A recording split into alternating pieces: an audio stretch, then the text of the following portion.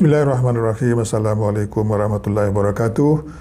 Kita teruskan lagi ya kepada perbincangan kita berkenaan dengan 21 sifat pemimpin yang diperlukan untuk abad 21 berdasarkan Quran dan hadis lah ya. Jadi ini maknanya Quran hadis ni bukan setakat untuk abad 21 lah, tapi untuk selama-lamanya lah sampai dunia kiamat ya. Jadi yang daripada 21 ni yang ke-9 adalah berani ya. Jadi dalam sejarah manusia ni nabi-nabi lah, rasul-rasul lah yang paling berani ya. Di antara kita lihat Nabi Nuh ya. Nabi Nuh ni dia berhadapan dengan seorang raja yang dahsyat jugalah, namanya Duramsil ya. Raja ni pun licik juga di samping kejam, dan juga membuat propaganda yang hebat untuk memburukkan dakwah Nabi Nuh, sehingga amat sedikit orang mengikuti dakwah tersebut kan.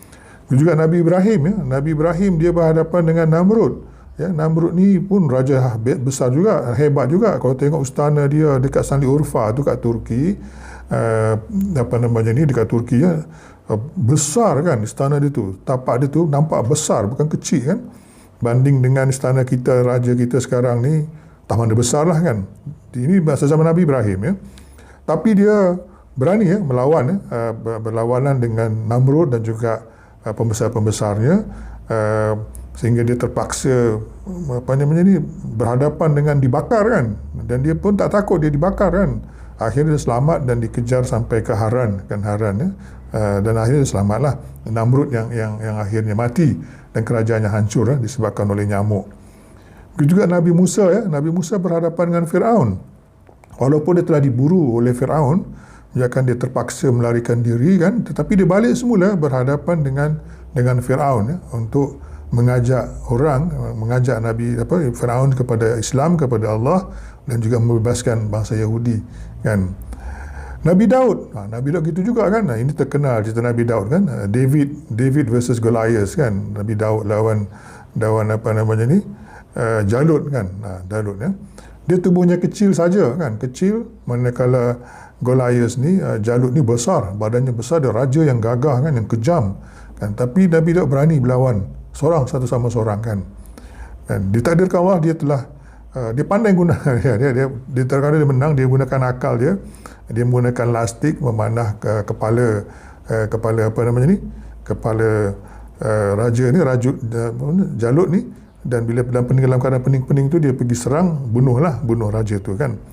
Jadi itu dia ya, Nabi Daud kan. Dan juga Nabi Zulkifli ya, yang seorang yang berani juga. Nabi Zulkifli dia ni pun gitu juga kan. Dia menerima mewarisi kerajaan. Dia ni bukan anak raja kan, tapi raja tak ada pengganti, dan dia menggantikannya.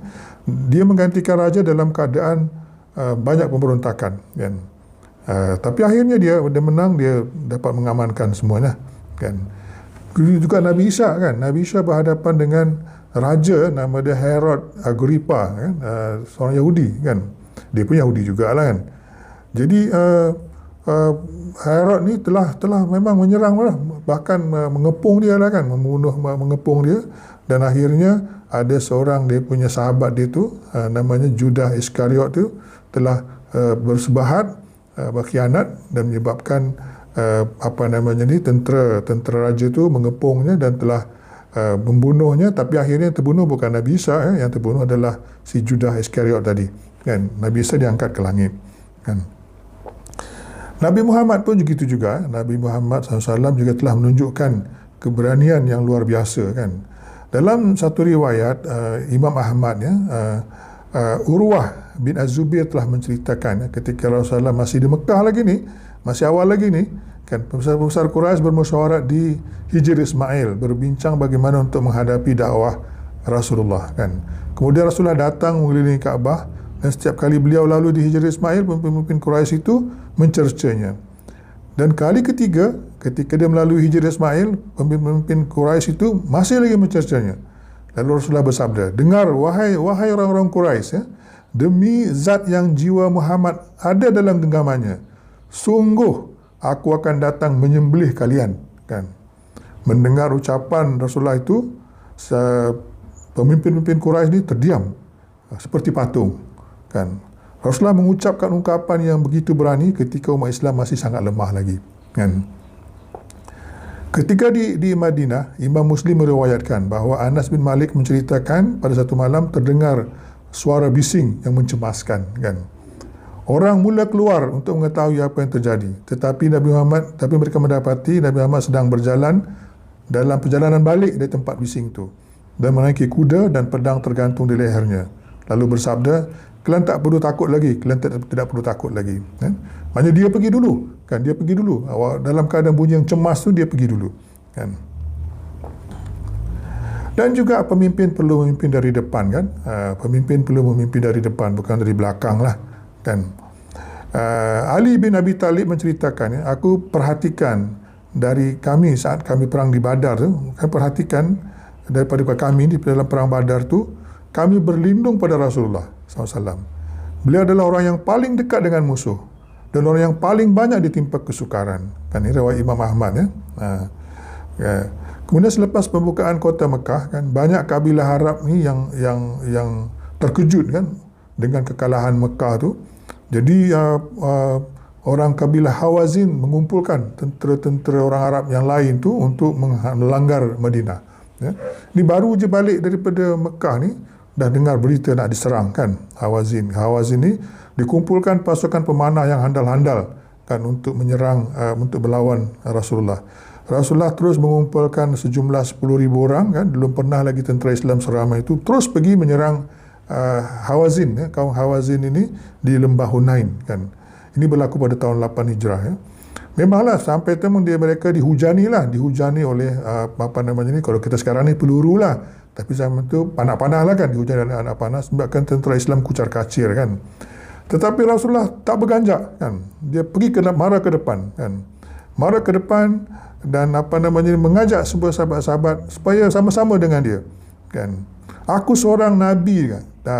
Aku seorang Nabi, tidak dusta. Aku putera Abdul Muttalib, kata dia. Macam itulah, kan. Jadi orang pun, dia Rasulullah marah ke depan, akhirnya semua sahabat marah ke depan walaupun dihujani oleh anak panah, kan. Akhirnya menanglah, kalahlah Hawazin ni, kan, kalah Hawazin ni, ya. Jadi bukan di belakang, di depan, ya, kan.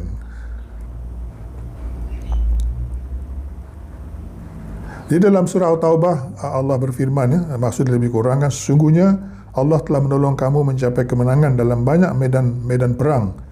Dan di medan perang Hunain, iaitu semasa kamu merasa megah dengan sebab bilangan kamu yang ramai, maka bilangan yang ramai itu tidak mendatangkan faedah kepada kamu sedikit pun. Dan semasa kamu merasa bumi yang luas menjadi sempit kepada kamu, kemudian kamu berpaling undur melarikan diri. Kemudian Allah menurunkan semangat tenang, tentram kepada Rasulnya dan kepada orang-orang yang beriman. Dan Allah menurunkan tentera yang kamu tidak melihatnya. Serta ia menyiksa orang-orang kafir itu dengan kekalahan yang membawa kehancuran. Dan demikian itu ialah balasan bagi orang-orang kafir, ya. Jadi itu, ya, Rasulullah marah, walaupun dihujani oleh peluru, anak panah lah, bukan peluru lah, kan. Jadi selepas balik saja perang Hunain ini, dapat pula berita tentera Rom Byzantium nak serang pula, kan. Rasulullah segera mengumpulkan umat Islam. Marah dia sendiri memimpin, dia tak hantar orang. Sebelum ni dihantar orang, kan, dihantar orang, tapi ini dia sendiri untuk mengepalai tentera tersebut. Dan akhirnya sampai ke sempadan kat Tabuk, ya, dengan tentera 30,000 tentera lah, kan.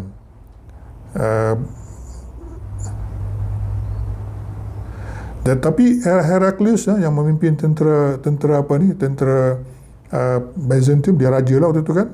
Dia tengok Rasulullah datang, dia tak berani, tak datang lah, kan. Jadi itu, ya, pemimpin dari depan dan pertolongan Allah kepada pemimpin di jalan yang benar sebenarnya. Nah, kan. Jadi Rasulullah memang banyak mendapat pertolongan, bahkan sentiasalah dapat pertolongan daripada Allah, daripada malaikat-malaikatnya, ya.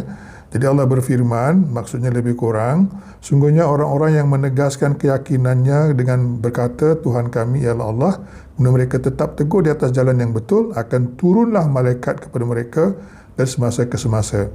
Janganlah kamu bimbang dari berlakunya kejadian yang tidak baik terhadap kamu, dan janganlah kamu berduka cita, dan terimalah berita gembira bahawa kamu akan beroleh surga yang telah dijanjikan kepada kamu.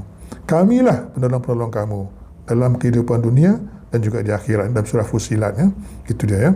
Jadi perkataan kami lah ni, ya, menunjukkan Allah bersama-sama makhluk-makhluknya, kan.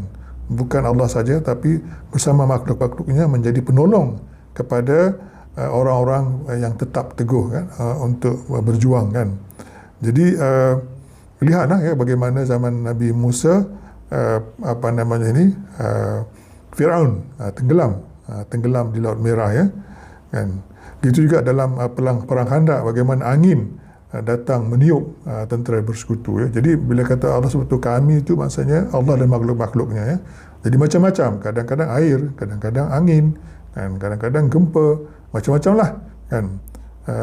Jadi itulah dianya, ya. Jadi pemimpin kena berani dan kena memimpin dari depan, bukan dari belakang berlindung, ya, berselindung. Sekian, Assalamualaikum warahmatullahi wabarakatuh.